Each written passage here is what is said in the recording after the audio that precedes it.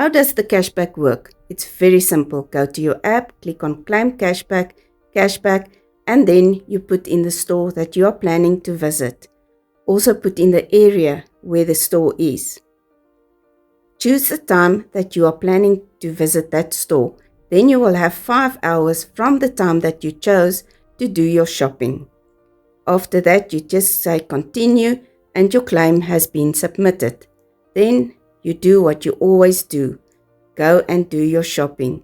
Nothing changes. You don't need to change the stores. You don't need to change the way that you do your shopping. You just go about it as usual. Nothing changes, not even the way that you pay changes. Everything stays the same. When you get home, you must upload your slip. Go back to cashback, then you go to check-in. You will see your booked claim is there. Claim your cashback, take the photo. Please make sure that the photo is clear so that the people on the other side can see what you are claiming.